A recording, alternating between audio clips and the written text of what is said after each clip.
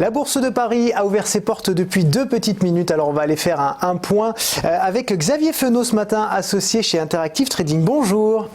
Bonjour Loïc. Alors on ouvre à 5587 points, plus 0,37%. Bon voilà, c'était plutôt flat hier, ça bouge pas trop aujourd'hui. Comment vous analysez ça ? Oui, alors déjà, faut savoir que maintenant, on a en fait deux choses très importantes. La première, c'est hier le discours de Monsieur Powell, président de la Réserve fédérale américaine, qui a bien, en tout cas, rassuré les marchés sur le fait que ce soit très probable que le 31 juillet, lors de la prochaine réunion de la Fed, justement, les taux directeurs soient abaissés. Donc, du coup, on a des indices, des actifs risqués qui en ont profité. Alors, le CAC 40, lui, est en hausse là de plus 0,3%.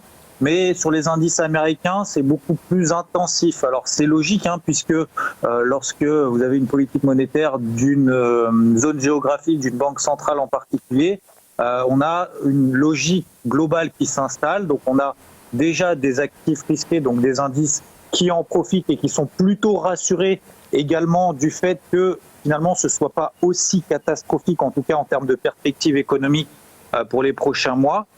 Donc du coup, le marché plutôt s'en approprie.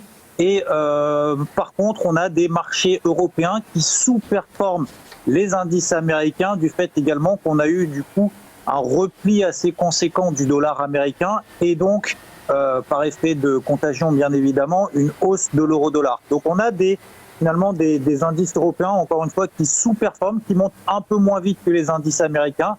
Mais pour le moment, le CAC notamment et l'indice allemand également, son homologue DAX, tiennent pour le moment des zones support intraday. Le CAC 40, tant qu'il ne repasse pas en dessous des 5550 points, pour le moment, il n'y a pas véritablement de signal de retournement baissier dans une logique daily en swing trading. De la même manière que sur le DAX, même si lui sous-performe le CAC 40 un peu plus, tant qu'il reste au-dessus des 12 340 points, on reste toujours dans une dynamique haussière, même si elle n'est pas très très forte en Europe. Je le disais en début d'émission dans mon journal, il y a aussi cette menace de Donald Trump qui dit qu'il veut mettre des produits, des taxes, des impositions sur les produits français en réponse aux taxations des GAFA en France. Est-ce que ça vous inquiète et est-ce que ça peut fragiliser le CAC aujourd'hui ?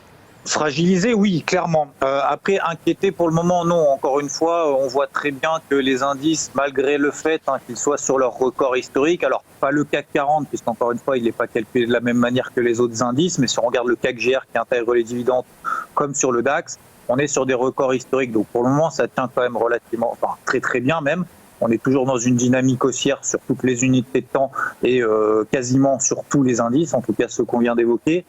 Donc pour le moment, non, c'est pas inquiétant, mais oui, on voit très bien, encore une fois, qu'on a cette notion de sous-performance, c'est-à-dire que quand on a les indices américains dans la logique que vous venez d'évoquer vis-à-vis de Trump, mais également vis-à-vis de M. Powell, on a des indices américains qui sont beaucoup plus performants pour le moment. Donc oui, on est dans une phase un petit peu d'accalmie depuis le début de la semaine, mais pour le moment, il n'y a pas mort d'homme, on n'a pas encore de signaux vraiment baissiers, on n'a pas eu de forte hausse de la volatilité et encore moins sur les indices américains. Merci beaucoup Xavier Fenot, je rappelle que vous êtes associé chez Interactive Trading.